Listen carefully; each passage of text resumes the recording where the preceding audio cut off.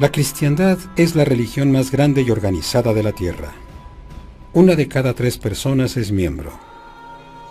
Sus iglesias se encuentran en todos los continentes, incluso en la Antártica, y su legado se remonta a hace 2000 años. La historia se encuentra en los 4 evangelios: Mateo, Marcos, Lucas y Juan. La cristiandad ve estos textos como las primeras y más fieles representaciones de la vida de Jesús. Pero, ¿y si hay más? ¿Y si algo se quedó sin contar? Algo considerado tan escandaloso que fue denunciado como blasfemo por la Iglesia primera. Varios de estos evangelios han sido encontrados y muestran una imagen inesperada de Jesús. Los autores de estos manuscritos eran escribas desconocidos que trabajaron en los 3 siglos posteriores a la muerte de Jesús, posiblemente promoviendo sus propias versiones de la cristiandad. Sus evangelios fueron considerados heréticos, pero alguien creyó que valía la pena guardarlos. Al sur de Egipto, alguien, posiblemente monjes del lugar, envolvió los textos en piel, los metió en un jarro de barro y los enterró muy profundo en el desierto. Quizá pensaron que algún día, de algún modo, los escritos verían la luz del día. Y más de 1600 años después, así fue. En 1945, un granjero que buscaba fertilizante hace un descubrimiento sorprendente. El jarro de barro con las otras historias sobre Jesús. Los libros están escritos en idioma copto, posiblemente copias de traducciones en griego antiguo. La datación por radiocarbono coloca estos documentos entre los siglos III y IV. Su autenticidad no está en discusión. Es lo que está escrito en los documentos lo que crea controversia. Se conocen como los manuscritos de Nag Hammadi y quizás sean uno de los hallazgos arqueológicos más importantes de la historia. En el Cairo, expertos en religión y arqueólogos descifran los textos minuciosamente. Un proceso que continúa hasta hoy en día.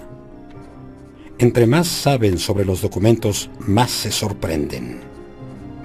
Los manuscritos de Nag Hammadi, junto con historias de otros textos antiguos, describen un sistema de creencia muy diferente al de la cristiandad ortodoxa. Historias insólitas sobre Jesús, historias sobre una adolescencia y una juventud desenfrenadas, incluso historias que representan una posible relación con una mujer. Estos manuscritos ofrecen un nuevo y sorprendente aspecto sobre la vida de Jesús, desafiando preceptos antiguos y básicos de la Iglesia. No les interesa contarnos sobre Jesús, el personaje histórico. Les interesa más contarnos sobre cómo pensaban que era Jesús, la trascendencia de Jesús. Y Jesús es más un filósofo, un revelador de sabiduría, no el rabí, profeta o salvador que conocieron sus contemporáneos. Los manuscritos de Nag Hammadi son solo algunos de los textos no canónicos llenos de sorprendentes afirmaciones. Comenzando con el nacimiento de Cristo. Un manuscrito se llama El Protoevangelio de Santiago, una colección de historias transmitidas a través de siglos. Reescribe la historia del nacimiento para enfatizar la pobreza de Jesús, la castidad de María y la maravilla del nacimiento del Hijo de Dios. Por ejemplo, Jesús no nació en un establo, sino en una cueva. Y su padre, José, era un frágil anciano con varios hijos de una esposa anterior. La edad tan avanzada de José garantiza que María permanezca virgen. El efecto de volver a contar la historia de esa manera con José tan anciano, casado previamente y con hijos, permite que María permanezca pura y que José esté todavía más alejado de María. José permanece en la historia, pero no se mete a la cama de María. En esta historia, antes de que lleguen a Belén, María va a dar a luz y lo va a hacer en la cueva.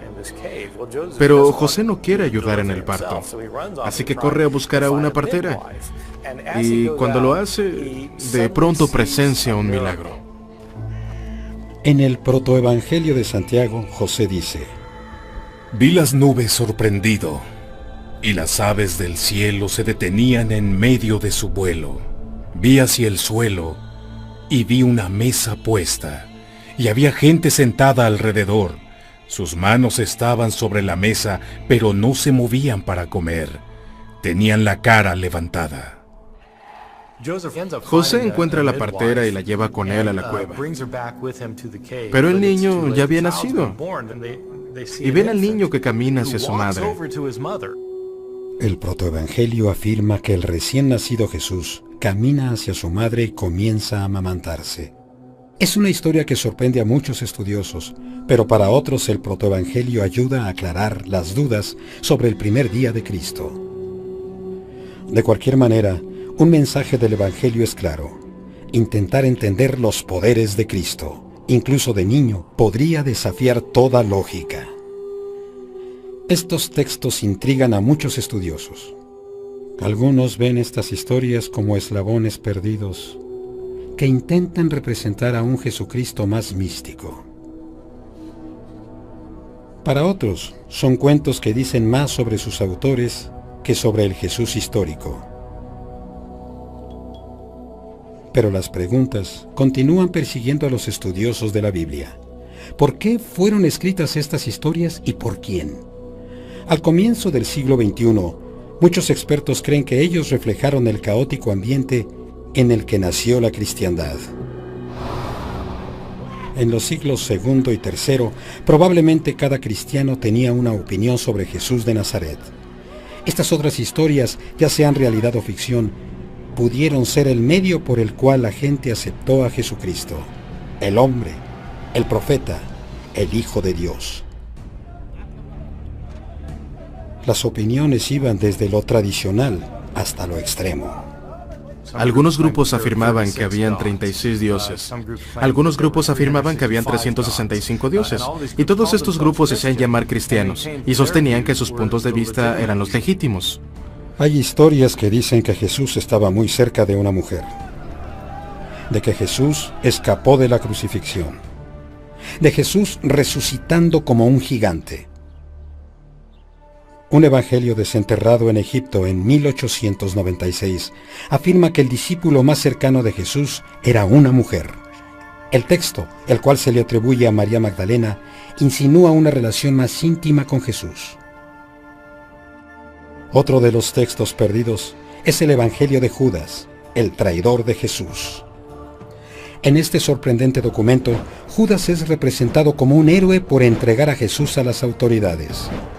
Este evangelio dice que Jesús le dijo a Judas que lo hiciera, y que Judas sería favorecido por hacerlo. Algunas personas simplemente rechazan estos textos. Dicen que son herejías y desearían que los regresáramos a los hoyos donde estaban. Y creen que son otra manifestación del diablo que anda otra vez afuera para descarriar a la gente. La investigación que intentaba saber quién escribió estos textos llegó al corazón de la confusión política y religiosa que siguió después de la muerte de Jesús. El antiguo Medio Oriente se encontraba entre corrientes religiosas y filosóficas: judaísmo, estoicismo y la fe egipcia y siria. Uno de estos movimientos era una secta revolucionaria llamada los gnósticos. Muchos gnósticos se consideraban cristianos.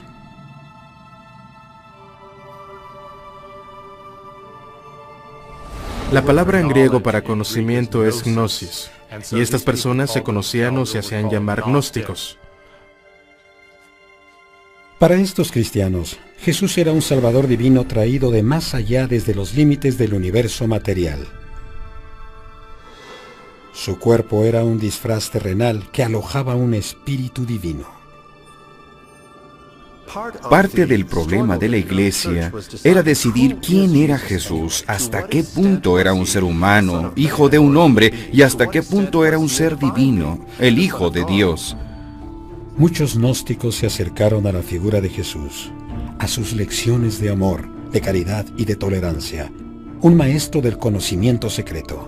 Pero los gnósticos estaban en desacuerdo con el concepto tradicional de que Cristo debía morir por nuestros pecados.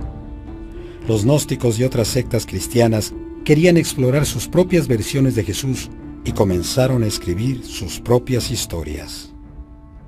Vamos a escribir nuestra propia historia. Olvidemos lo de la cruz, que es algo feo, y enfoquémonos en su sabiduría espiritual, que es lo que nos ayuda todos los días. No nos pidan que tomemos una cruz y lo sigamos, eso es pedir demasiado. Queremos un Jesús que podamos manejar, no un Jesús que nos maneje a nosotros. Mientras los expertos descifran los inusuales manuscritos, las diferencias se vuelven más claras. Cada página sugiere volver a meditar sobre lo que ya sabemos sobre Jesucristo. Por primera vez, seguimos los pasos de Cristo el niño, e incluso del rebelde adolescente. Los expertos creen que estos son textos antiguos auténticos.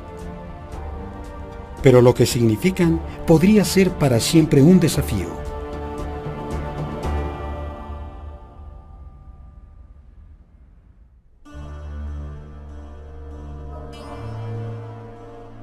Cada uno de los textos sobre Jesús está lleno de sorpresas. Un manuscrito, el Protoevangelio de Tomás, es una colección de historias que muestran a un niño inmaduro mostrando sus poderes sobrenaturales. El protoevangelio de Tomás comienza con una escena con Jesús jugando junto al río en el lodo. Jesús jugando en el lodo. Se está mostrando como un creador, como Dios que jugaba con el lodo.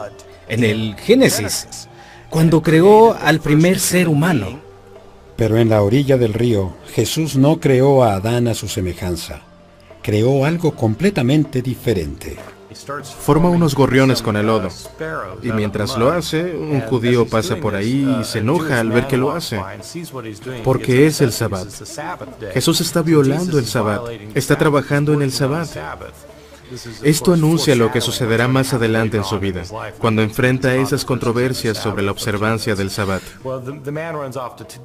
El hombre va a decírselo al padre de Jesús, y José aparece en la escena, y ve a su hijo, ve los gorriones hechos de lodo y se enoja, y le dice a Jesús, ¿qué hiciste? Has violado el Sabbat. Jesús responde dando unas palmadas, y los gorriones de lodo comienzan a volar, y se van volando. Es el primer milagro descrito en este evangelio. Una historia para ilustrar las habilidades místicas parecidas a las de Dios, de Jesús niño. Así que destruye toda evidencia de alguna mala obra. Muestra que Jesús puede crear vida, que posee poderes divinos y resuelve el problema de estar trabajando en el Sabbat.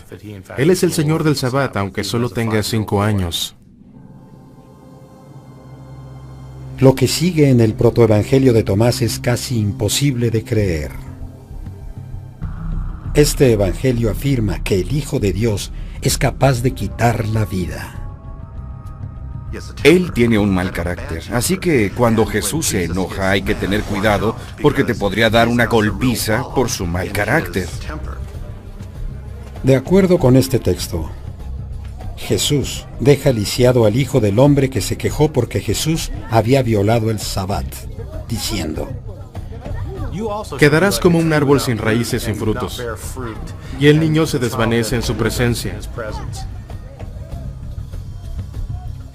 Luego llegan los padres del niño lisiado y se lo llevan cargando, lamentándose, preguntándose qué clase de niño puede maldecir a alguien así.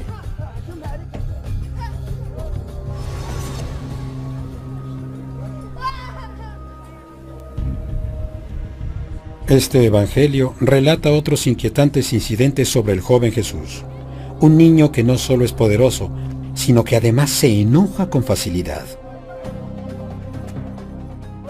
Jesús va caminando por la calle de Nazaret y otro niño le da un empellón en el hombro, por accidente, y esto irrita a Jesús. Voltea y le dice al niño, no llegarás muy lejos. Este evangelio afirma que el niño golpeado por Jesús cayó al suelo muerto. ¿Por qué querrían los cristianos mostrar a un Jesús violento que mata a la gente y la deja lisiada? No estoy seguro de que haya una buena respuesta para eso. Algunos expertos creen que esta oscura representación de Jesús se debe a la lucha por comprender el infinito poder de un ser divino, especialmente de uno que anda por las calles como un niño. Es importante recordar que Jesús había muerto unas generaciones antes de que estos textos fueran escritos. El recuerdo sobre él aún estaba fresco, y la necesidad para entender su vida fue muy poderosa. Es el Jesús que imaginaron los cristianos de los siglos 3 y 4, porque queremos saber cómo era Jesús cuando era pequeño. Jesús es el Hijo de Dios, es todopoderoso y es inteligente. ¿Cómo era de pequeño? Los evangelios no nos dicen mucho al respecto. ¿Practicaba sus poderes hasta que le salía bien? ¿Está el Evangelio de la infancia de Tomás tratando de mostrarnos una versión temprana del Jesús que regresará el día del juicio? En la teología tradicional cristiana, la gente que no acepta a Jesús, quien no esté con Él, serán lisiadas, asesinadas y destruidas cuando Jesús regrese, el día del juicio. De alguna manera lo había anunciado cuando tenía 5 años. Tal vez al representar a Jesús el niño como Jesús el juez final, es una forma de alentar en el lector una veneración más devota hacia Dios. Tal vez intentaban expresar qué tan importante era esto, cuál es nuestra relación con Jesús, que es importante cómo tratemos a este niño y cómo lidiemos con él. Por lo menos 3 veces en el Evangelio de la infancia de Tomás, el joven Jesús hace los mismos milagros que después hace siendo adulto. Resucita a los muertos. El primer incidente sucede cuando el amigo de Jesús, Zenón, se cae del techo. La gente de Nazaret, que ya le temía al violento Jesús, creía que Jesús había matado al niño. Zenón está en el suelo. Sus padres salen de inmediato. Ven a su hijo muerto y a Jesús en el techo. Y creen que ha vuelto a hacer lo mismo. Acusan a Jesús. Le dicen, eres problemático. Tú lo empujaste. Jesús responde, yo no lo empujé. Él se arrojó. No tuvo cuidado. Brincó del techo y murió. Los aldeanos creyeron que Jesús lo había hecho porque ya había estado golpeando a los niños de la aldea que lo molestaban. Jesús intenta defenderse, enojado por ser acusado de matar a su amigo. Y grita, Zenón, yo te empujé. Zenón resucita y dice, no, Señor, tú no me empujaste, tú me has levantado. Jesús, el niño biónico que puede saltar del techo, aterrizar en el suelo y resucitar a un niño para que diga la verdad. Los expertos dicen que esta historia fue un intento de los autores por mostrar la transformación del joven Jesús, que conforme crecía, comenzó a notar que podía utilizar sus poderes para hacer el bien. Otro ejemplo en donde Jesús usa sus poderes para devolver la vida está en una historia donde una madre se lamenta porque su hijo ha muerto. Cuando Jesús escucha llorar a la madre, va hacia el niño, lo toca en el estómago y dice, yo te mando, niño, que no mueras, sino que vivas y te quedes con tu madre. Cuando el niño regresa a la vida, Jesús le dice a la madre, tómalo, dale leche y acuérdate de mí. Algunos estudiosos creen que la redención de Jesús, de adolescente asesino a dador de vida, fue un intento de los autores por mostrar la madurez de Jesús. Ya está consciente de quién es Él, de lo que es capaz y hacia dónde se dirige su vida. Mucha gente cree que los evangelios de la infancia no son más que interpretaciones creativas de la Biblia, resultado de una nueva y convincente doctrina del siglo II. pero no necesariamente visiones precisas de la vida del joven Jesús. Estos evangelios de la infancia son romances cristianos. Son entretenidos, disfrutables y son muy divertidos. Muchas de las historias de los evangelios de la infancia son cuentos sencillos que no tratan de asuntos de vida o muerte. Una historia conocida del evangelio de la infancia de Tomás describe cómo Jesús trabajaba con su padre, José, en la carpintería. Creo que una de las historias más divertidas en el Evangelio de la infancia es donde Jesús vive en Nazaret. Es hijo del carpintero. El cuento narra que José no era muy buen carpintero. José es contratado por un hombre rico para hacer una cama. Esto significa dinero para la familia. Es un trabajo importante, pero desafortunadamente José comete un error. José corta la madera muy corta y no tiene dinero para reponerla. Pero su joven hijo le dice que no se preocupe. Jesús usa sus poderes para agrandar la madera, regresándola al tamaño que tenía. Ahora el tamaño es perfecto y José está muy contento.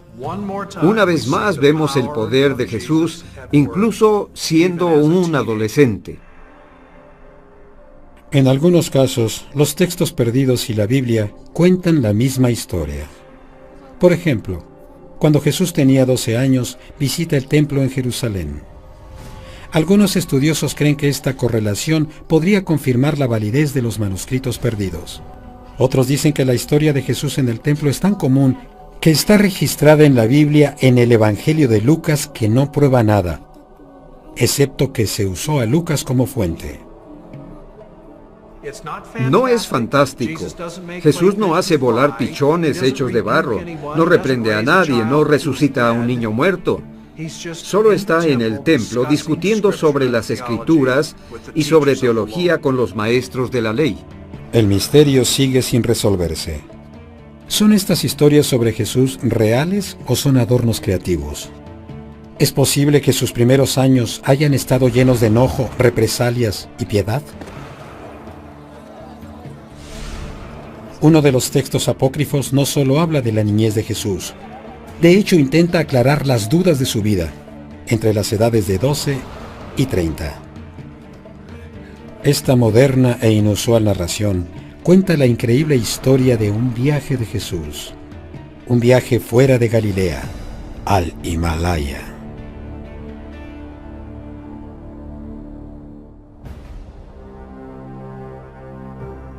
Algunas versiones de la vida de Jesús se apartan del mundo de Judea en los siglos II y III. 1887, al norte de la India. Los años perdidos de la historia de Jesús toman un giro inesperado. La historia comienza en la remota aldea de Leh, donde un escritor ruso llamado Nicolás Notovich se rompe un pie al caer de su caballo. Los monjes budistas de un monasterio cercano lo salvan.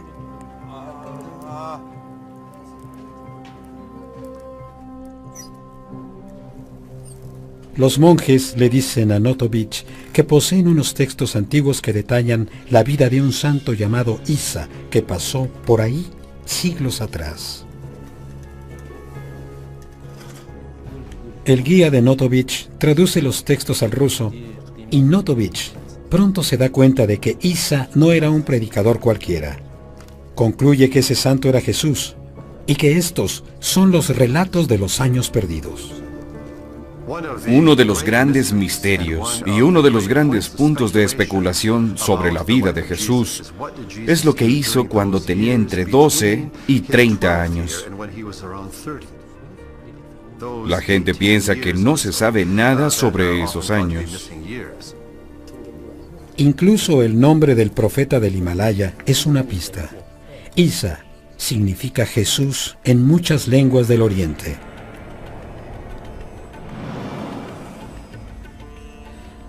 ¿Es posible que sea verdad? ¿Viajó Jesucristo a uno de los lugares más remotos de la tierra para aprender de los místicos?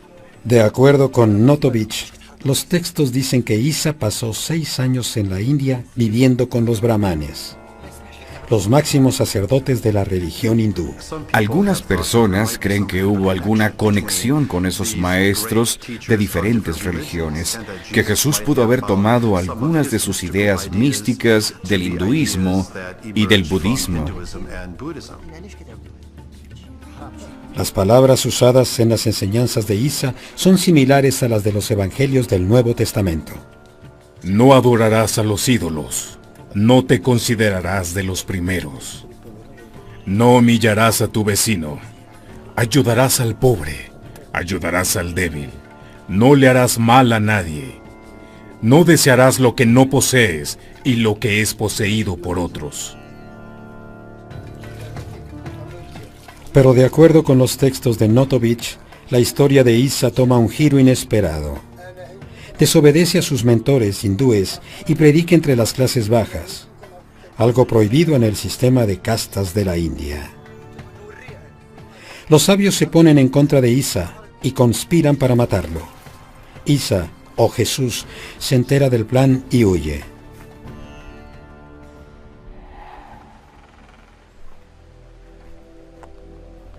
Notovich se cura de su herida y regresa a casa, pero en su maleta lleva bien envueltas las traducciones de los textos. Afirma que son una prueba innegable, que resuelven uno de los grandes misterios de todos los tiempos, el paradero de Jesús durante esos años perdidos. Notovich publicó el material en 1894. El libro se tituló Los años perdidos de Jesús. Pero los estudiosos modernos no están convencidos. La idea es atractiva y vale la pena examinarla, pero no hay evidencia histórica de que Jesús fue a aprender de los maestros budistas o hindúes. Muchos historiadores creen que Jesús nunca se alejó mucho de la antigua Galilea y de su hogar en Nazaret. Esos años no son años perdidos. Jesús no estaba perdido en ningún sitio. La idea de esos años perdidos la ha creado la literatura, las historias que se han contado. Pero la gente especula dónde pudo haber estado Jesús. ¿Qué hizo durante esos años? Yo creo que debió haber estado en casa trabajando con su padre, quizá haciendo trabajo de carpintería o algo parecido. Pero hay un hueco innegable en la historia de Jesús. Los 4 evangelios del Nuevo Testamento describen acontecimientos de cuando Jesús tenía alrededor de 30 años. En otras palabras, la vida temprana de Jesús está en blanco. No sabemos cómo ni dónde vivió Jesús durante esos años. ¿Era un estudioso errante que buscaba la sabiduría lejos? ¿O un aprendiz de carpintería que trabajaba con su padre en casa? El registro histórico está incompleto, pero muchos estudiosos creen que Jesús nunca se alejó de su hogar. El Jesús histórico era un judío galileo. Pertenecía al movimiento de Juan el Bautista. Era un movimiento de restauración. Fue una época que percibía que Dios se ocupaba de Israel de una forma nueva y especial. El mandato de Dios se acercaba. Significaba que el mandato de Satanás se había alejado. Durante esta época de exploración religiosa, Jesús se traslada constantemente para predicar sus nuevas noticias a aquellos que lo escuchan. En los últimos años de Jesús, María Magdalena estuvo a su lado y su historia ha causado controversia recientemente. La Biblia menciona a María Magdalena 18 veces. Ella es, sin duda, uno de los personajes más importantes y provocativos de las Escrituras. Y 2 evangelios apócrifos, el Evangelio de María Magdalena, encontrado a finales del siglo XIX en la tumba de un monje, y el Evangelio de Felipe, que forma parte de los manuscritos de Nag Hammadi, insinúan una sorprendente relación entre Jesús y María Magdalena. Ahora, con textos como el Evangelio de María Magdalena y el Evangelio de Felipe, tenemos una idea clara de que esta figura pudo haber sido un discípulo más importante para Jesús de lo que la gente imagina. Pudo haber estado muy cerca de él. Pudo haber sido una de sus discípulas más cercanas, tal vez su discípula amada. ¿Pudo haber sido María Magdalena la amiga y seguidora más cercana de Jesús? De acuerdo con el Evangelio de María Magdalena, es ella quien conoce la mente de Jesús mejor que los otros discípulos. Es María Magdalena la que conoce los secretos de Jesús. Los otros discípulos le dicen, cuéntanos sobre Jesús, dinos cosas que nosotros ignoramos. El Evangelio de María Magdalena dice: Pedro le dice a María Magdalena, hermana, sabemos que el Salvador te amaba a ti más que al resto de las mujeres. Dinos las palabras del Salvador, lo que recuerdes, lo que sabes y que nosotros ignoramos, lo que no hemos escuchado. María responde, lo que ustedes no saben, ya se los revelaré. El Evangelio de María Magdalena y el de Felipe sugieren que María Magdalena era la confidente más cercana de Jesús, pero la mayoría de los estudiosos no están convencidos. Está de moda hablar de María Magdalena como si hubiera sido la amante de Jesús, o su esposa, incluso la madre de sus hijos. Eso no está basado en información histórica legítima y creíble. Los gnósticos que escribieron estos textos debieron pensar que Jesús y María Magdalena sostenían una relación íntima. De acuerdo con los gnósticos, cuando Jesús besó a María Magdalena, compartió con ella los secretos del cielo. Pero un problema en descifrar el significado de los evangelios es la condición en la que están. En el caso del Evangelio de Felipe, el papiro se está deshaciendo y está lleno de hoyos. Debido a eso falta la palabra clave que describe dónde besó Jesús a María Magdalena. Algunos sugieren que la besó en la boca, pero pudo haber sido en la mejilla, la frente, la mano, la oreja, la nariz. No sabemos qué palabra era esa. Se ha dicho mucho sobre ese beso. Se ha usado como base para sugerir que hubo intimidad, una relación íntima entre Jesús y María Magdalena. Si tuvieron o no una relación íntima física, no está claro. Con tan poca evidencia de los textos gnósticos incompletos, el probar que existió una relación es algo difícil. Pero un capítulo de la vida de Jesús está bien documentada tanto en los evangelios canónicos como en los extracanónicos. La historia de su brutal tortura, su crucifixión y resurrección. Ahora los textos perdidos hacen su afirmación más polémica, una afirmación que golpea la base misma de la cristiandad. Que la sangrienta muerte de Jesús en la cruz nunca sucedió.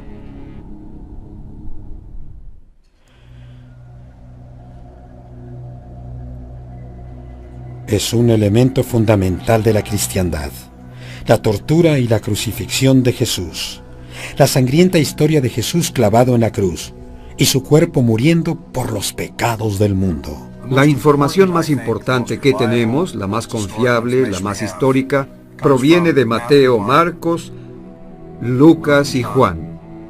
Los 4 textos bíblicos expresan la agonía y muerte de Cristo con desgarradores detalles. El Jesús histórico fue crucificado por los romanos. Fue algo horrible. Tenemos conocimiento de las crucifixiones y no era algo agradable. Es una historia terrible, es horrible. La violencia de la crucifixión de Cristo es innegable. Pero la idea de que Jesús sufrió y murió en la cruz para expiar los pecados de los humanos no siempre fue aceptada como evangelio. Algunos cristianos no creían que el Mesías podía morir tan vergonzosamente. Durante los primeros 300 años de la cristiandad, los relatos de la muerte de Jesús eran muy diferentes.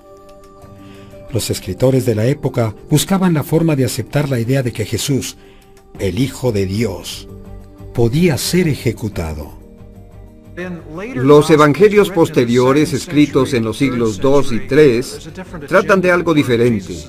La muerte de Jesús es entendida de forma diferente o simplemente negada. Se pensaba en Jesús como alguien que no había muerto. Tal vez uno de los relatos más provocativos sea el de Basílides, un gnóstico egipcio del siglo II. Sus textos eran tan incendiarios que la mayoría fueron destruidos. La parte más controversial de su doctrina fue la idea de que Jesús no murió en la cruz. El hombre que murió era otra persona, una víctima inocente puesta ahí por el mismo Jesús.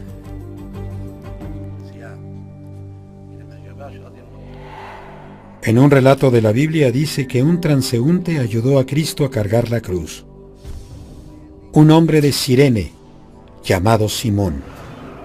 Pero Basílides dice que Cristo le pone una trampa a su ayudante. Esta leyenda se encuentra en el Nuevo Testamento. Un hombre de Cirene llamado Simón ayuda a Jesús a cargar la cruz. De acuerdo con Basílides, Jesús, quien es el poderoso Hijo de Dios, hace un cambio de identidades. Mientras Simón cargaba la cruz, Simón tomó la identidad de Jesús y Jesús tomó la identidad de Simón. Un crítico de Basílides registró lo que éste había escrito. Simón estaba transformado, así creerían que él era Jesús. Fue crucificado por desconocimiento y por error, mientras Jesús, bajo la forma de Simón, estaba a un lado, riéndose de ellos. Se burla de la idea de que alguien pueda crucificarlo. Algunos creen que la versión de Basílides de la crucifixión nació de la incredulidad de que Cristo, el Mesías, pudiera morir de un modo tan horrible. Los romanos tenían al hombre equivocado. Crucificaron a Simón y Jesús no fue crucificado. Esa fue una forma de lidiar con el escándalo de la crucifixión. Decir que nunca había sucedido, que Jesús sobrevivió y vivió como el Hijo de Dios. Otros relatos sobre la muerte de Cristo parte de los textos desenterrados de Nag Hammadi, Egipto. Colocan la historia de la crucifixión más allá del límite. En una versión llamado el Apocalipsis de Pedro, Jesús desaparece de la cruz y aparece al lado del apóstol Pedro, burlándose de los romanos por su desconocimiento. Jesús se para a un lado y entonces se ríe de la estupidez de aquellos que creían que podían crucificar al Hijo de Dios. El Apocalipsis de Pedro describe la escena en detalle. El Salvador me dijo: a este en cuyas manos y pies introducen los clavos es la parte carnal, el sustituto expuesto a la vergüenza, el que existió según su semejanza. Pero el que está a su lado es el Salvador viviente. Mira alegremente a aquellos que lo perseguían, se burla por su falta de percepción. Para algunos gnósticos, Jesús era una figura de otro mundo a quien los humanos no podían ejecutar. Quizá el horror de la crucifixión de Cristo fue algo que los antiguos escritores no pudieron soportar, y se vieron forzados a reinterpretar lo que sucedió con Jesús el último día de su vida. Otras personas creían que la forma de tratar la crucifixión era haciendo preguntas fundamentales. ¿Fue Jesús realmente crucificado o no? ¿Las primeras tradiciones lo entendieron bien o no? ¿Es posible que alguien más haya sido crucificado en lugar de Jesús? ¿Que él no haya sido crucificado? ¿Pudo Simón de Cirene haber sido crucificado en lugar de Jesús? Los expertos dicen que no. Creo que esa historia no es creíble, ni siquiera es historia. Es una idea posterior, una idea del siglo II, basada en otra forma muy diferente de entender a Jesús. Eso no es historia. Durante siglos, estas dudas sobre la historia de Cristo causaron intensas batallas de fe, amenazando la unidad de la iglesia temprana. Aquellos que creían las historias de un Jesús gnóstico, un Salvador que desafiaba las creencias cristianas ortodoxas, eran un peligro para los líderes del nuevo movimiento llamado cristianismo. Estos estudiosos heréticos no solo reescribieron la crucifixión de Jesús, también tomaron la historia más sagrada de la resurrección de Cristo.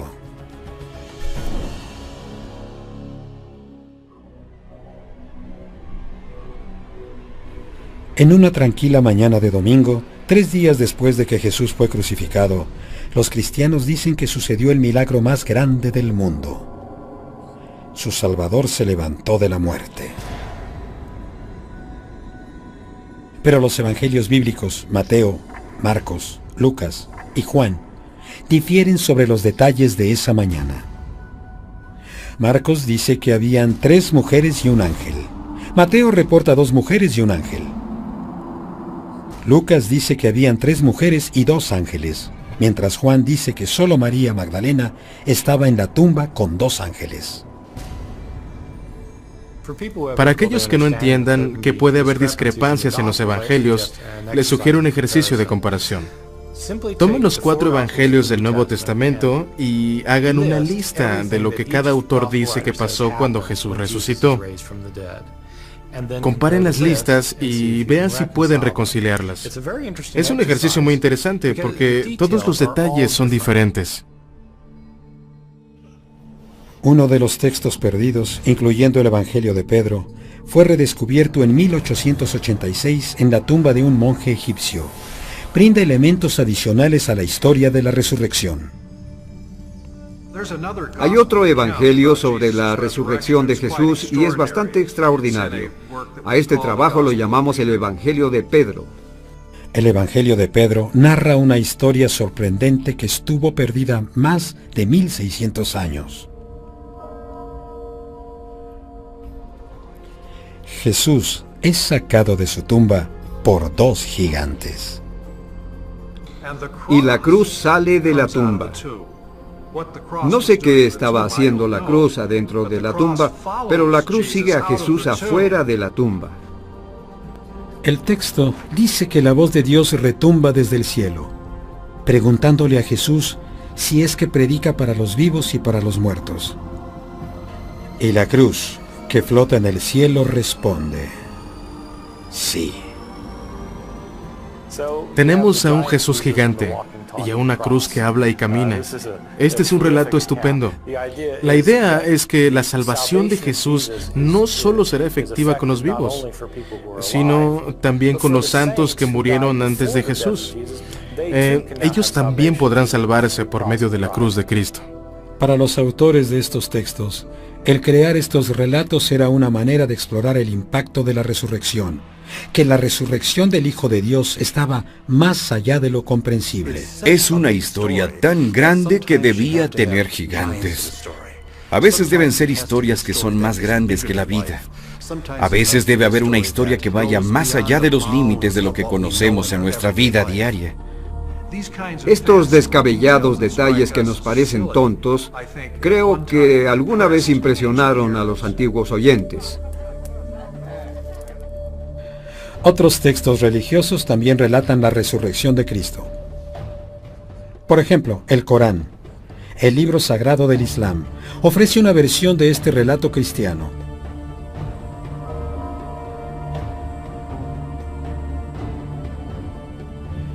En vez de morir en la cruz y resucitar, el Corán dice que en apariencia los romanos crucificaron a Jesús, pero que estos no lo mataron.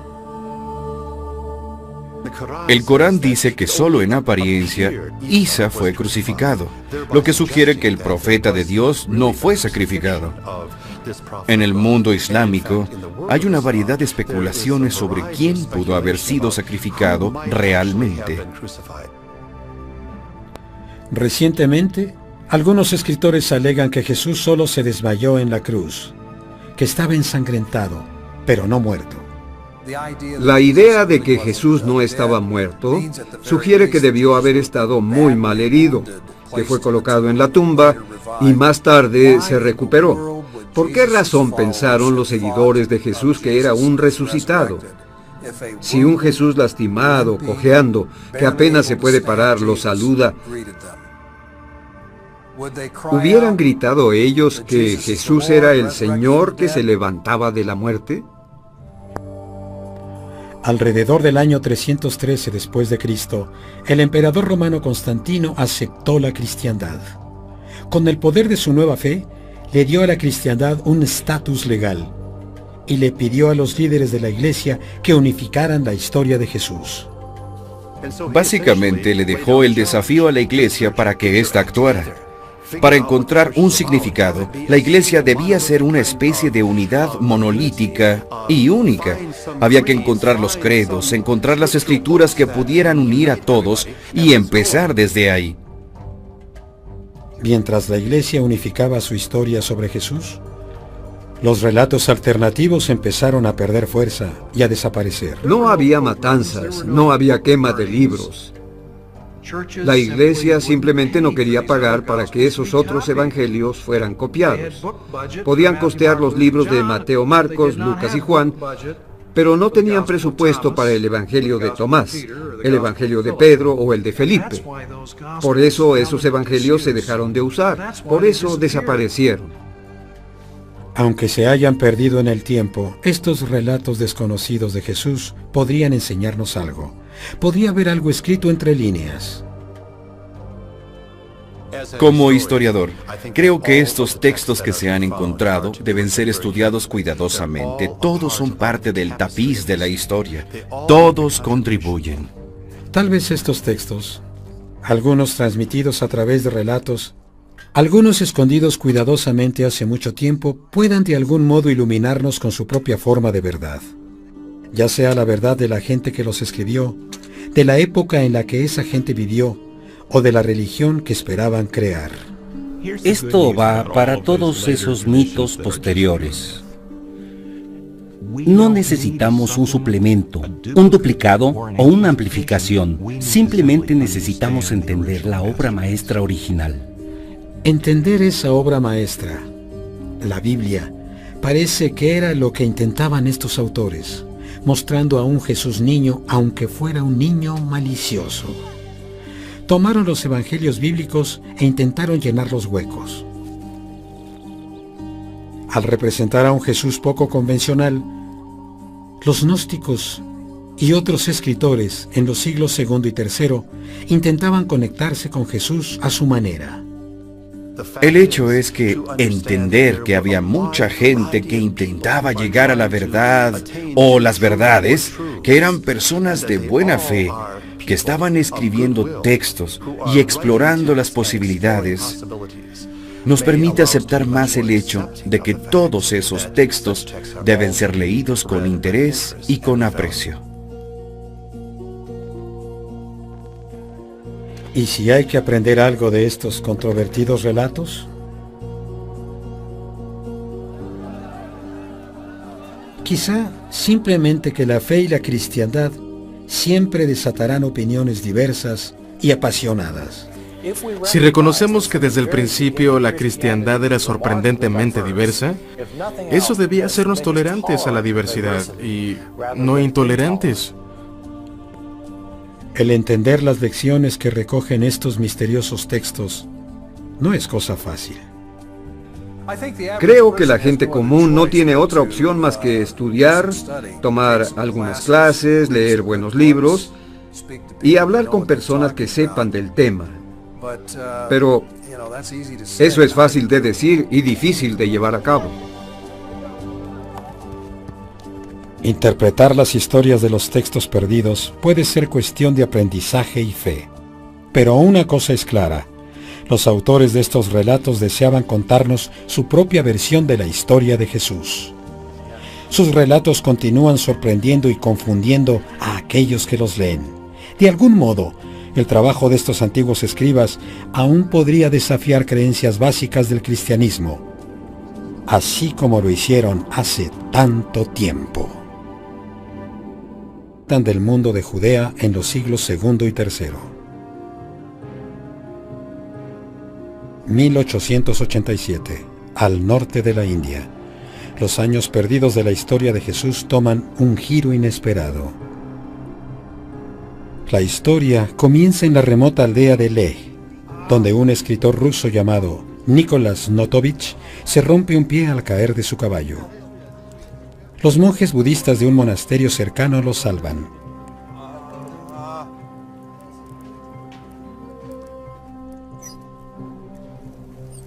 Los monjes le dicen a Notovich que poseen unos textos antiguos que detallan la vida de un santo llamado Isa, que pasó por ahí siglos atrás. El guía de Notovich traduce los textos al ruso y Notovich pronto se da cuenta de que Isa no era un predicador cualquiera. Concluye que ese santo era Jesús y que estos son los relatos de los años perdidos.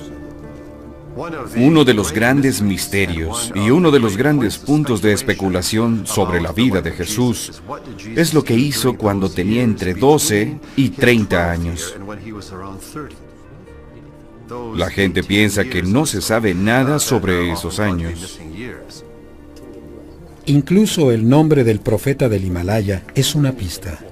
Isa significa Jesús en muchas lenguas del Oriente.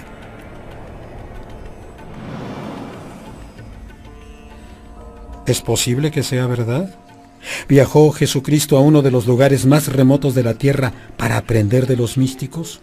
De acuerdo con Notovich, los textos dicen que Isa pasó 6 años en la India viviendo con los brahmanes, los máximos sacerdotes de la religión hindú. Algunas personas creen que hubo alguna conexión con esos maestros de diferentes religiones, que Jesús pudo haber tomado algunas de sus ideas místicas del hinduismo y del budismo. Las palabras usadas en las enseñanzas de Isa son similares a las de los evangelios del Nuevo Testamento. No adorarás a los ídolos. No te considerarás de los primeros. No humillarás a tu vecino. Ayudarás al pobre. Ayudarás al débil. No le harás mal a nadie. No desearás lo que no posees y lo que es poseído por otros. Pero de acuerdo con los textos de Notovich, la historia de Isa toma un giro inesperado. Desobedece a sus mentores hindúes y predica entre las clases bajas, algo prohibido en el sistema de castas de la India. Los ha visto como las primeras y más fieles representaciones de la vida de Jesús. Pero, ¿y si hay más? ¿Y si algo se quedó sin contar? Algo considerado tan escandaloso que fue denunciado como blasfemo por la Iglesia primera. Varios de estos evangelios han sido encontrados y muestran una imagen inesperada de Jesús. Los autores de estos manuscritos eran escribas desconocidos que trabajaron en los 3 siglos posteriores a la muerte de Jesús, posiblemente promoviendo sus propias versiones de la cristiandad. Sus evangelios fueron considerados heréticos, pero alguien creyó que valía la pena guardarlos. Al sur de Egipto, alguien, posiblemente monjes del lugar, envolvió los textos en piel. Los metió en un jarro de barro y los enterró muy profundo en el desierto. Quizá pensaron que algún día, de algún modo, los escritos verían la luz del día. Y más de 1600 años después, así fue. En 1945, un granjero que buscaba fertilizante hace un descubrimiento sorprendente. El jarro de barro con las otras historias sobre Jesús. Los libros están escritos en idioma copto, posiblemente copias de traducciones en griego antiguo. La datación por radiocarbono coloca estos documentos entre los siglos III y IV. Su autenticidad no está en discusión. Es lo que está escrito en los documentos lo que crea controversia. Se conocen como los manuscritos de Nag Hammadi y quizás sean uno de los hallazgos arqueológicos más importantes de la historia. En el Cairo, expertos en religión y arqueólogos descifran los textos minuciosamente. Un proceso que continúa hasta hoy en día.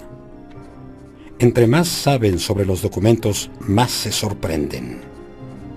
Los manuscritos de Nag Hammadi, junto con historias de otros textos antiguos, describen un sistema de creencia muy diferente al de la cristiandad ortodoxa.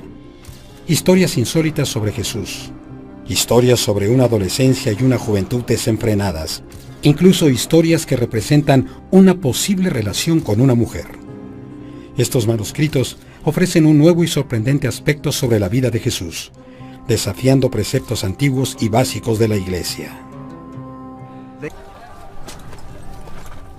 Se burla de la idea de que alguien pueda crucificarlo. Algunos creen que la versión de Basílides de la crucifixión nació de la incredulidad de que Cristo, el Mesías, pudiera morir de un modo tan horrible. Los romanos tenían al hombre equivocado. Crucificaron a Simón y Jesús no fue crucificado. Esa fue una forma de lidiar con el escándalo de la crucifixión. Decir que nunca había sucedido, que Jesús sobrevivió y vivió como el Hijo de Dios. Otros relatos sobre la muerte de Cristo parte de los textos desenterrados de Nag Hammadi, Egipto. Colocan la historia de la crucifixión más allá del límite. En una versión llamado el Apocalipsis de Pedro, Jesús desaparece de la cruz y aparece al lado del apóstol Pedro, burlándose de los romanos por su desconocimiento. Jesús se para a un lado y entonces se ríe de la estupidez de aquellos que creían que podían crucificar al Hijo de Dios. El Apocalipsis de Pedro describe la escena en detalle. El Salvador me dijo: a este en cuyas manos y pies introducen los clavos es la parte carnal, el sustituto expuesto a la vergüenza, el que existió según su semejanza. Pero el que está a su lado es el Salvador viviente. Mira alegremente a aquellos que lo perseguían, se burla por su falta de percepción. Para algunos gnósticos, Jesús era una figura de otro mundo, a quien los humanos no podían ejecutar. Quizá el horror de la crucifixión de Cristo fue algo que los antiguos escritores no pudieron soportar, y se vieron forzados a reinterpretar lo que sucedió con Jesús el último día de su vida. Otras personas creían que la forma de tratar la crucifixión era haciendo preguntas fundamentales. ¿Fue Jesús realmente crucificado o no? ¿Las primeras tradiciones lo entendieron bien o no?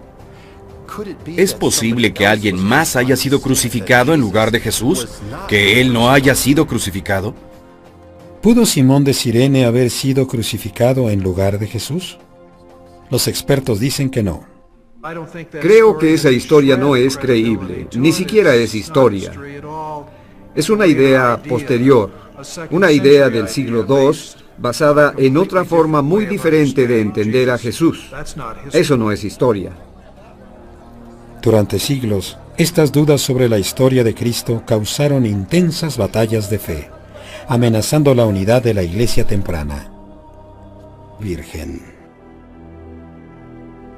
El efecto de volver a contar la historia de esa manera, con José tan anciano, casado previamente y con hijos, permite que María permanezca pura y que José esté todavía más alejado de María.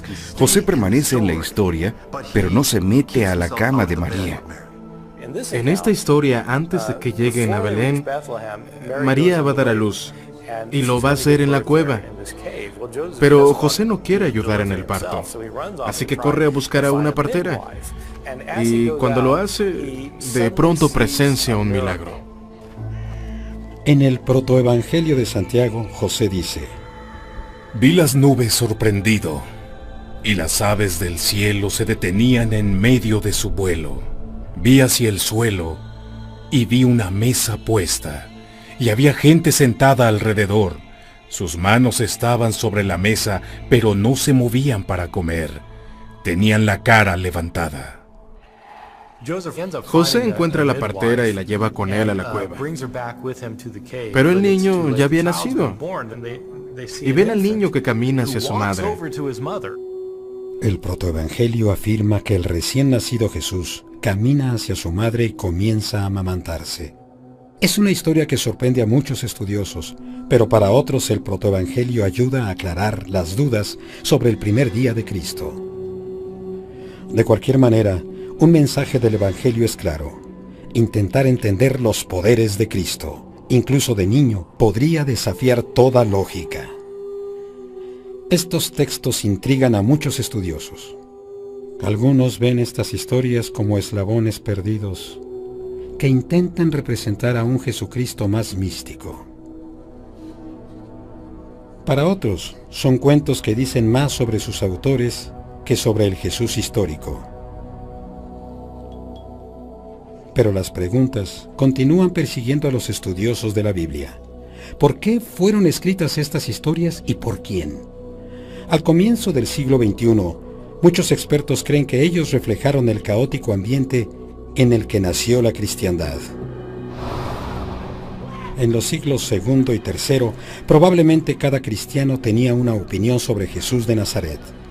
Estas otras historias, ya sean realidad o ficción, pudieron ser el medio por el cual la gente aceptó a Jesucristo, el hombre, el profeta, el Hijo de Dios. Las opiniones iban desde lo tradicional hasta lo extremo. Algunos grupos afirmaban que habían 36 dioses. Algunos grupos afirmaban que habían 365 dioses. Y todos estos grupos se hacían llamar cristianos. Y mientras Simón cargaba la cruz, Simón tomó la identidad de Jesús. Y Jesús tomó la identidad de Simón. Un crítico de Basílides registró lo que éste había escrito. Simón estaba transformado. Así creerían que él era Jesús. Fue crucificado por desconocimiento y por error. Mientras Jesús, bajo la forma de Simón, estaba a un lado, riéndose de ellos. Se burla de la idea de que alguien pueda crucificarlo. Algunos creen que la versión de Basílides de la crucifixión nació de la incredulidad de que Cristo, el Mesías, pudiera morir de un modo tan horrible. Los romanos tenían al hombre equivocado. Crucificaron a Simón y Jesús no fue crucificado. Esa fue una forma de lidiar con el escándalo de la crucifixión. Decir que nunca había sucedido, que Jesús sobrevivió y vivió como el Hijo de Dios. Otros relatos sobre la muerte de Cristo parte de los textos desenterrados de Nag Hammadi, Egipto. Colocan la historia de la crucifixión más allá del límite. En una versión llamado el Apocalipsis de Pedro, Jesús desaparece de la cruz y aparece al lado del apóstol Pedro, burlándose de los romanos por su desconocimiento. Jesús se para a un lado y entonces se ríe de la estupidez de aquellos que creían que podían crucificar al Hijo de Dios. El Apocalipsis de Pedro describe la escena en detalle. El Salvador me dijo: a este en cuyas manos y pies introducen los clavos es la parte carnal, el sustituto expuesto a la vergüenza, el que existió según su semejanza.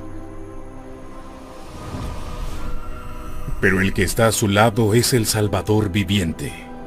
Mira alegremente a aquellos que lo perseguían, se burla por su falta de percepción. Para algunos gnósticos, Jesús era una figura de otro mundo, a quien los humanos no podían ejecutar. Quizá el horror de la crucifixión de Cristo fue algo que los antiguos escritores no pudieron soportar, y se vieron forzados a reinterpretar lo que sucedió con Jesús el último día de su vida. Otras personas creían que la forma de tratar la crucifixión era haciendo preguntas fundamentales. ¿Fue Jesús realmente crucificado o no? ¿Las primeras tradiciones lo entendieron bien o no? ¿Es posible que alguien más haya sido crucificado en lugar de Jesús? ¿Que él no haya sido crucificado? ¿Pudo Simón de Cirene haber sido crucificado en lugar de Jesús? Los expertos dicen que no. Este en cuyas manos y pies introducen los clavos es la parte carnal, el sustituto expuesto a la vergüenza, el que existió según su semejanza. Pero el que está a su lado es el Salvador viviente. Mira alegremente a aquellos que lo perseguían, se burla por su falta de percepción. Para algunos gnósticos, Jesús era una figura de otro mundo, a quien los humanos no podían ejecutar.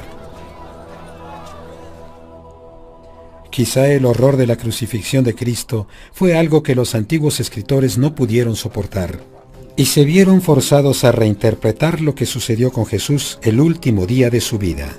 Otras personas creían que la forma de tratar la crucifixión era haciendo preguntas fundamentales. ¿Fue Jesús realmente crucificado o no? ¿Las primeras tradiciones lo entendieron bien o no? ¿Es posible que alguien más haya sido crucificado en lugar de Jesús? ¿Que él no haya sido crucificado? ¿Pudo Simón de Cirene haber sido crucificado en lugar de Jesús? Los expertos dicen que no. Creo que esa historia no es creíble, ni siquiera es historia. Es una idea posterior, una idea del siglo II, basada en otra forma muy diferente de entender a Jesús. Eso no es historia. Durante siglos, estas dudas sobre la historia de Cristo causaron intensas batallas de fe, amenazando la unidad de la iglesia temprana. Aquellos que creían las historias de un Jesús gnóstico, un Salvador que desafiaba las creencias cristianas ortodoxas, eran un peligro para los líderes del nuevo movimiento llamado cristianismo. Estos estudiosos heréticos no solo reescribieron la crucifixión de Jesús,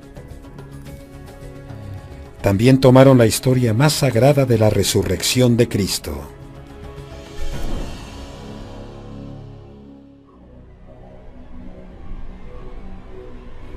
En una tranquila mañana de domingo, 3 días después de que Jesús fue crucificado, los cristianos dicen que sucedió el milagro más grande del mundo. Su Salvador se levantó de la muerte. Pero los evangelios bíblicos, Mateo, Marcos, Lucas y Juan, difieren sobre los detalles de esa mañana. Marcos dice que habían 3 mujeres y un ángel. Mateo reporta 2 mujeres y un ángel. Lucas dice que habían 3 mujeres y 2 ángeles, mientras Juan dice que solo María Magdalena estaba en la tumba con 2 ángeles. Para aquellos que no entiendan, ¿qué hiciste? Has violado el Sabbat. Jesús responde dando unas palmadas y los gorriones de lodo comienzan a volar. Y se van volando. Es el primer milagro descrito en este evangelio. Una historia para ilustrar las habilidades místicas parecidas a las de Dios, de Jesús niño. Así que destruye toda evidencia de alguna mala obra. Muestra que Jesús puede crear vida, que posee poderes divinos y resuelve el problema de estar trabajando en el Sabbat. Él es el Señor del Sabbat, aunque solo tenga 5 años. Lo que sigue en el protoevangelio de Tomás es casi imposible de creer. Este evangelio afirma que el Hijo de Dios es capaz de quitar la vida. Él tiene un mal carácter, así que cuando Jesús se enoja hay que tener cuidado porque te podría dar una golpiza por su mal carácter. De acuerdo con este texto, Jesús deja lisiado al Hijo del Hombre que se quejó porque Jesús había violado el Sabbat, diciendo: Quedarás como un árbol sin raíces, sin frutos. Y el niño se desvanece en su presencia. Luego llegan los padres del niño lisiado y se lo llevan cargando, lamentándose, preguntándose qué clase de niño puede maldecir a alguien así.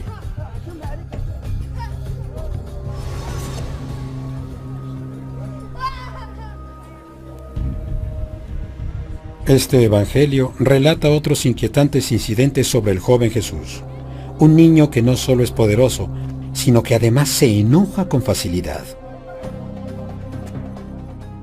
Jesús va caminando por la calle de Nazaret y otro niño le da un empellón en el hombro, por accidente, y esto irrita a Jesús. Voltea y le dice al niño: no llegarás muy lejos. Este evangelio afirma que el niño golpeado por Jesús cayó al suelo muerto. ¿Por qué querrían los cristianos mostrar a un Jesús violento que mata a la gente y la deja lisiada? No estoy seguro de que haya una buena respuesta para eso. Algunos expertos creen que esta oscura representación de Jesús se debe a la lucha por comprender el infinito poder de un ser divino, especialmente de uno que anda por las calles como un niño. Es importante recordar que Jesús había muerto unas generaciones antes de que estos textos fueran escritos. El recuerdo sobre él aún estaba fresco, y la necesidad para entender su vida fue muy poderosa. Es el Jesús que imaginaron los cristianos de los siglos 3 y 4. Porque queremos saber... los textos dicen que Isa pasó 6 años en la India viviendo con los brahmanes, los máximos sacerdotes de la religión hindú.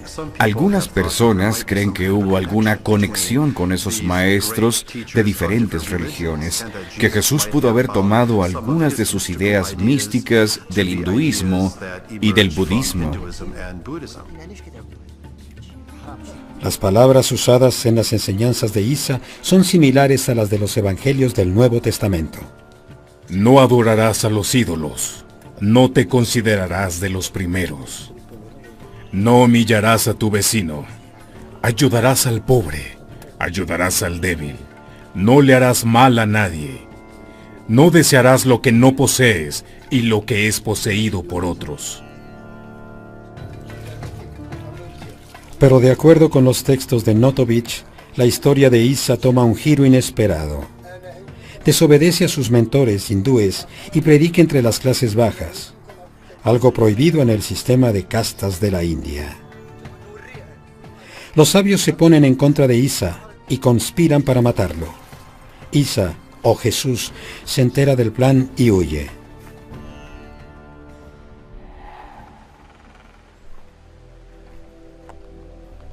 Notovich se cura de su herida y regresa a casa, pero en su maleta lleva bien envueltas las traducciones de los textos. Afirma que son una prueba innegable, que resuelven uno de los grandes misterios de todos los tiempos, el paradero de Jesús durante esos años perdidos. Notovich publicó el material en 1894. El libro se tituló Los años perdidos de Jesús. Pero los estudiosos modernos no están convencidos. La idea es atractiva y vale la pena examinarla, pero no hay evidencia histórica de que Jesús fue a aprender de los maestros budistas o hindúes. Muchos historiadores creen que Jesús nunca se alejó mucho de la antigua Galilea y de su hogar en Nazaret. Esos años no son años perdidos. Jesús no estaba perdido en ningún sitio. La idea de esos años perdidos la ha creado la literatura, las historias que se han contado. Pero la gente especula, ¿dónde pudo haber estado Jesús? ¿Qué hizo durante esos años? Yo creo que debió haber estado en casa trabajando con su padre, quizá haciendo trabajo de carpintería o algo parecido. Pero hay un hueco innegable en la historia de Jesús. Los 4 evangelios del Nuevo Testamento, ¿La muerte? alrededor del año 313 después de Cristo, el emperador romano Constantino aceptó la cristiandad. Con el poder de su nueva fe, le dio a la cristiandad un estatus legal y le pidió a los líderes de la iglesia que unificaran la historia de Jesús. Básicamente le dejó el desafío a la iglesia para que ésta actuara. Para encontrar un significado, la iglesia debía ser una especie de unidad monolítica y única. Había que encontrar los credos, encontrar las escrituras que pudieran unir a todos y empezar desde ahí. Mientras la iglesia unificaba su historia sobre Jesús, los relatos alternativos empezaron a perder fuerza y a desaparecer. No había matanzas, no había quema de libros. La iglesia simplemente no quería pagar para que esos otros evangelios fueran copiados. Podían costear los libros de Mateo, Marcos, Lucas y Juan, pero no tenían presupuesto para el evangelio de Tomás, el evangelio de Pedro o el de Felipe. Por eso esos evangelios se dejaron de usar, por eso desaparecieron. Aunque se hayan perdido en el tiempo, estos relatos desconocidos de Jesús podrían enseñarnos algo. Podría haber algo escrito entre líneas. Como historiador, creo que estos textos que se han encontrado deben ser estudiados cuidadosamente. Todos son parte del tapiz de la historia. Todos contribuyen. Tal vez estos textos, algunos transmitidos a través de relatos, algunos escondidos cuidadosamente hace mucho tiempo, puedan de algún modo iluminarnos con su propia forma de verdad. Ya sea la verdad de la gente que los escribió, de la época en la que esa gente vivió, o de la religión que esperaban crear. Esto va para todos esos mitos posteriores. No necesitamos un suplemento, un duplicado o una amplificación. Simplemente necesitamos entender la obra maestra original. Entender esa obra maestra, la Biblia, parece que era lo que intentaban estos autores, mostrando a un Jesús niño, aunque fuera un niño malicioso. Tomaron los evangelios bíblicos e intentaron llenar los huecos. Al representar a un Jesús poco convencional, los gnósticos y otros escritores en los siglos II y III intentaban conectarse con Jesús a su manera. El hecho es que entender que había mucha gente que intentaba llegar a la verdad o las verdades, que eran personas de buena fe, que estaban escribiendo textos y explorando las posibilidades, nos permite aceptar más el hecho de que todos esos textos de Felipe sugieren que María Magdalena era la confidente más cercana de Jesús, pero la mayoría de los estudiosos no están convencidos. Está de moda hablar de María Magdalena como si hubiera sido la amante de Jesús o su esposa, incluso la madre de sus hijos. Eso no está basado en información histórica legítima y creíble. Los gnósticos que escribieron estos textos debieron pensar que Jesús y María Magdalena sostenían una relación íntima. De acuerdo con los gnósticos, cuando Jesús besó a María Magdalena, compartió con ella los secretos del cielo. Pero un problema en descifrar el significado de los evangelios es la condición en la que están. En el caso del evangelio de Felipe, el papiro se está deshaciendo y está lleno de hoyos. Debido a eso falta la palabra clave que describe dónde besó Jesús a María Magdalena. Algunos sugieren que la besó en la boca, pero pudo haber sido en la mejilla, la frente, la mano, la oreja, la nariz. No sabemos qué palabra era esa. Se ha dicho mucho sobre ese beso. Se ha usado como base para sugerir que hubo intimidad, una relación íntima entre Jesús y María Magdalena. Si tuvieron o no una relación íntima física, no está claro. Con tan poca evidencia de los textos gnósticos incompletos, el probar que existió una relación es algo difícil. Pero un capítulo de la vida de Jesús está bien documentada tanto en los evangelios canónicos como en los extracanónicos. La historia de su brutal tortura, su crucifixión y resurrección. Ahora los textos perdidos hacen su afirmación más polémica, una afirmación que golpea la base misma de la cristiandad.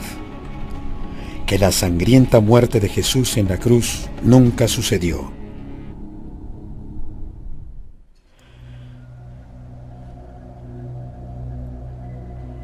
Es un elemento fundamental de la cristiandad, la tortura y la crucifixión de Jesús, la sangrienta historia de Jesús clavado en la cruz y su cuerpo muriendo por los pecados del mundo. La información más importante que tenemos, la más confiable, la más histórica, proviene de Mateo, Marcos, Lucas y Juan. Los 4 textos bíblicos expresan la agonía y muerte de Cristo con desgarradores detalles. El Jesús histórico fue crucificado por los romanos. Fue algo horrible. Tenemos conocimiento de las crucifixiones y no era algo agradable. Es una historia terrible, es horrible. La violencia de la crucifixión de Cristo es innegable. Pero la idea de que Jesús sufrió y murió en la cruz para expiar los pecados de los humanos no siempre fue aceptada como se movían para comer. Tenían la cara levantada. José encuentra a la partera y la lleva con él a la cueva. Pero el niño ya había nacido. Y ven al niño que camina hacia su madre. El protoevangelio afirma que el recién nacido Jesús camina hacia su madre y comienza a amamantarse. Es una historia que sorprende a muchos estudiosos, pero para otros el protoevangelio ayuda a aclarar las dudas sobre el primer día de Cristo. De cualquier manera, un mensaje del evangelio es claro: intentar entender los poderes de Cristo, incluso de niño, podría desafiar toda lógica. Estos textos intrigan a muchos estudiosos. Algunos ven estas historias como eslabones perdidos que intentan representar a un Jesucristo más místico. Para otros, son cuentos que dicen más sobre sus autores que sobre el Jesús histórico. Pero las preguntas continúan persiguiendo a los estudiosos de la Biblia. ¿Por qué fueron escritas estas historias y por quién? Al comienzo del siglo XXI, muchos expertos creen que ellos reflejaron el caótico ambiente en el que nació la cristiandad. En los siglos II y III, probablemente cada cristiano tenía una opinión sobre Jesús de Nazaret. Estas otras historias, ya sean realidad o ficción, pudieron ser el medio por el cual la gente aceptó a Jesucristo, el hombre, el profeta, el Hijo de Dios.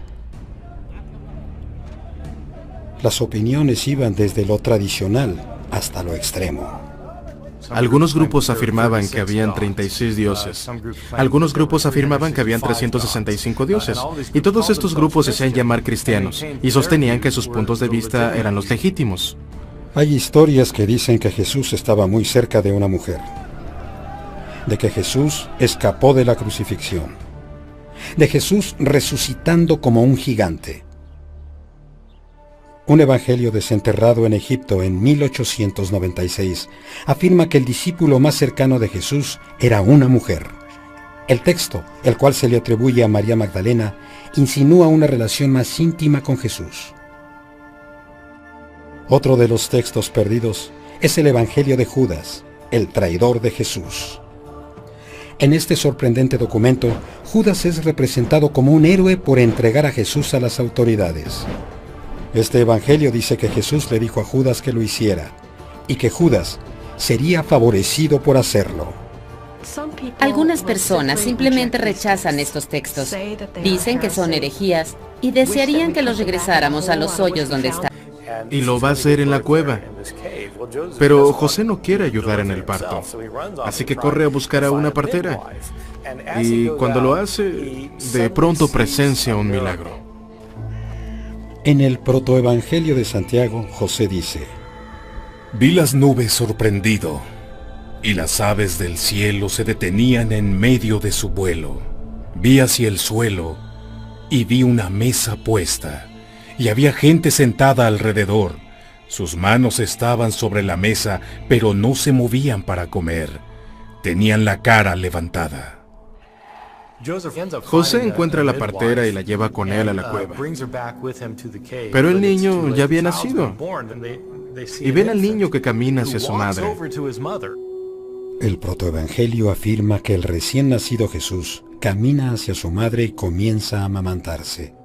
Es una historia que sorprende a muchos estudiosos, pero para otros el protoevangelio ayuda a aclarar las dudas sobre el primer día de Cristo. De cualquier manera, un mensaje del evangelio es claro: intentar entender los poderes de Cristo, incluso de niño, podría desafiar toda lógica. Estos textos intrigan a muchos estudiosos. Algunos ven estas historias como eslabones perdidos que intentan representar a un Jesucristo más místico. Para otros, son cuentos que dicen más sobre sus autores que sobre el Jesús histórico. Pero las preguntas continúan persiguiendo a los estudiosos de la Biblia. ¿Por qué fueron escritas estas historias y por quién? Al comienzo del siglo XXI, muchos expertos creen que ellos reflejaron el caótico ambiente en el que nació la cristiandad. En los siglos II y III, probablemente cada cristiano tenía una opinión sobre Jesús de Nazaret. Estas otras historias, ya sean realidad o ficción, pudieron ser el medio por el cual la gente aceptó a Jesucristo, el hombre, el profeta, el Hijo de Dios. Las opiniones iban desde lo tradicional hasta lo extremo. Algunos grupos afirmaban que habían 36 dioses. Algunos grupos afirmaban que habían 365 dioses. Y todos estos grupos se hacían llamar cristianos y sostenían que sus puntos de vista eran los legítimos. Hay historias que dicen que Jesús estaba muy cerca de una mujer, de que Jesús escapó de la crucifixión, de Jesús resucitando como un gigante.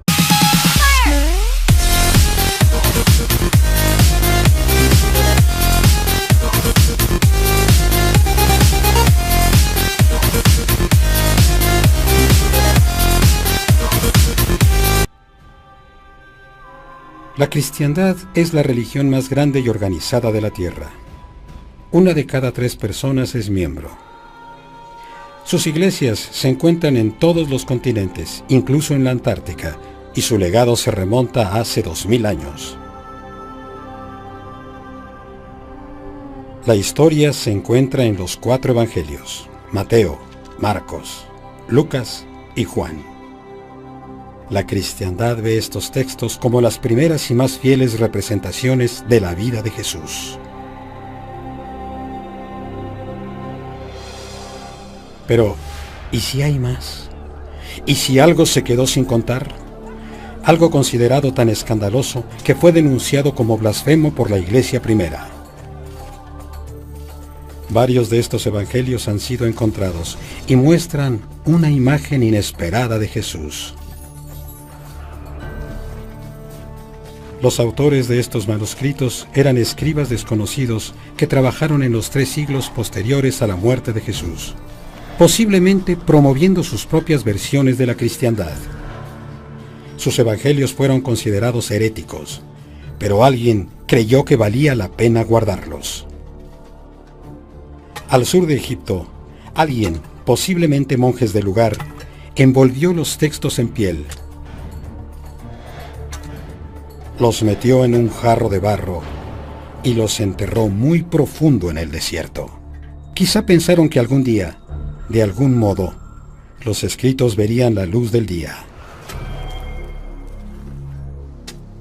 Y más de 1600 años después, así fue.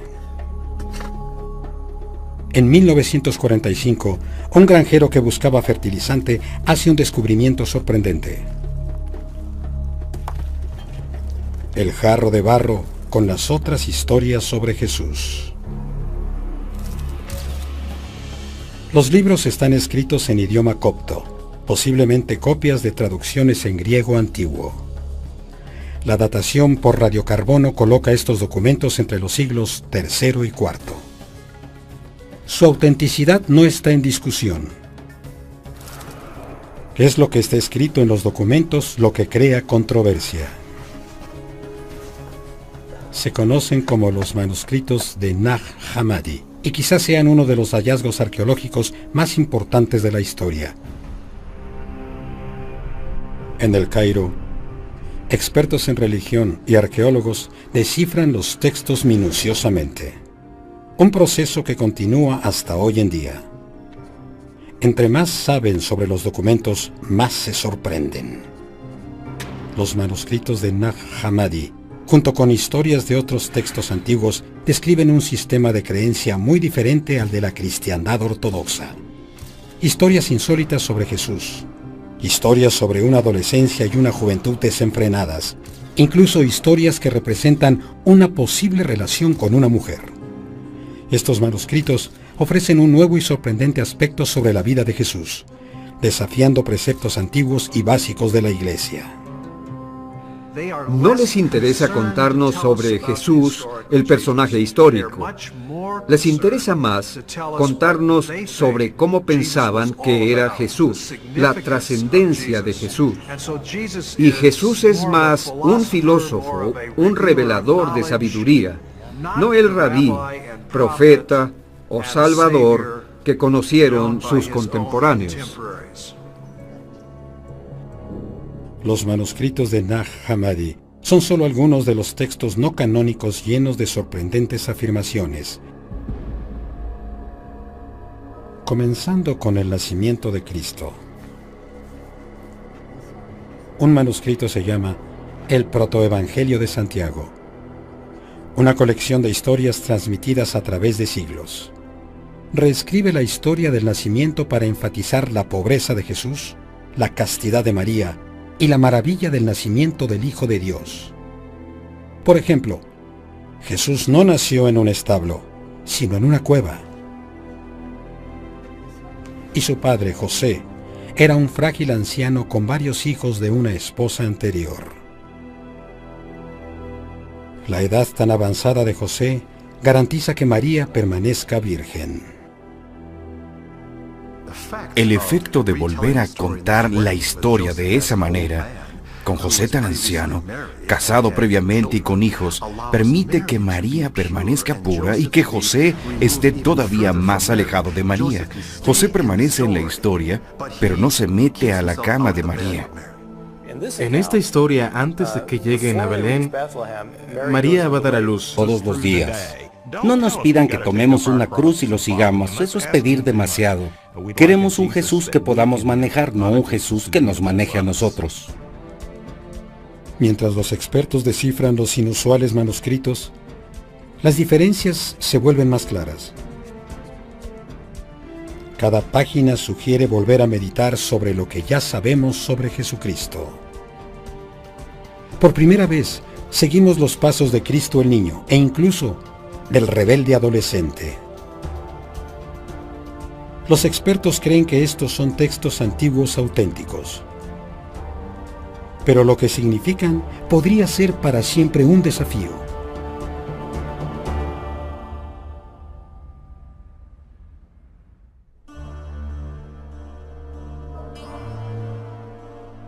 Cada uno de los textos sobre Jesús está lleno de sorpresas.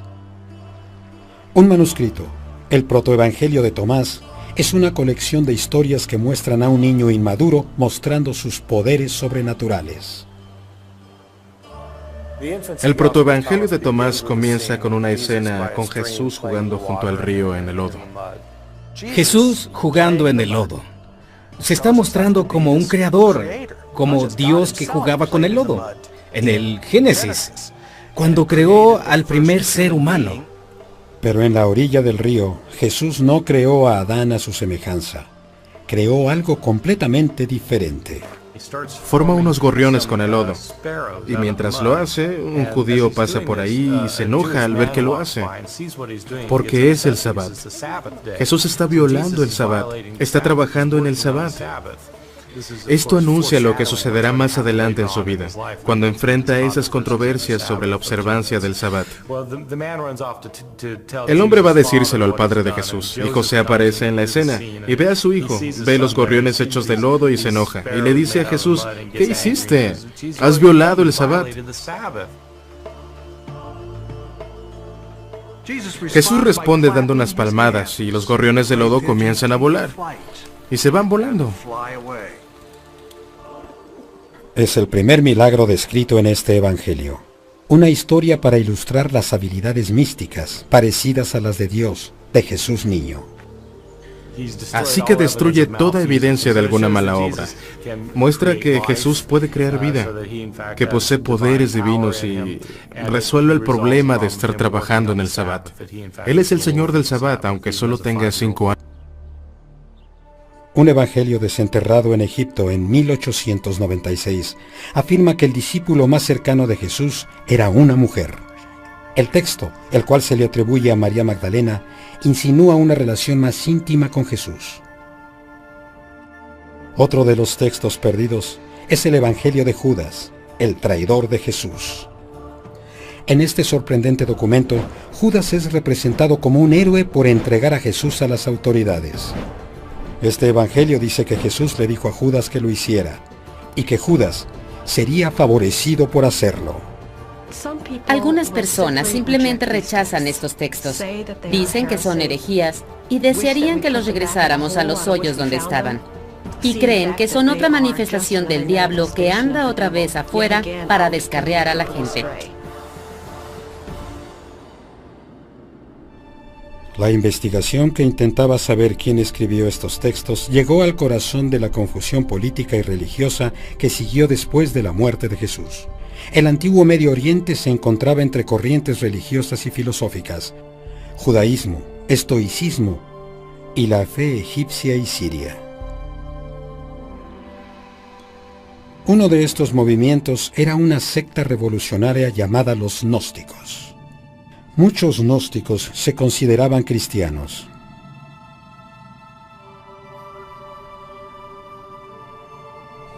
La palabra en griego para conocimiento es gnosis, y estas personas se conocían o se hacían llamar gnósticos. Para estos cristianos, Jesús era un Salvador divino traído de más allá desde los límites del universo material. Su cuerpo era un disfraz terrenal que alojaba un espíritu divino. Parte del problema de la iglesia era decidir quién era Jesús, hasta qué punto era un ser humano, hijo de un hombre, y hasta qué punto era un ser divino, el Hijo de Dios. Muchos gnósticos se acercaron a la figura de Jesús, a sus lecciones de amor, de caridad y de tolerancia, un maestro del conocimiento secreto. Pero los gnósticos estaban en desacuerdo con el concepto tradicional de que Cristo debía morir por nuestros pecados. Los gnósticos y otras sectas cristianas querían explorar sus propias versiones de Jesús y comenzaron a escribir sus propias historias. Vamos a escribir nuestra propia historia. Olvidemos lo de la cruz, que es algo feo, y enfoquémonos en su sabiduría espiritual, que es lo que nos ayuda a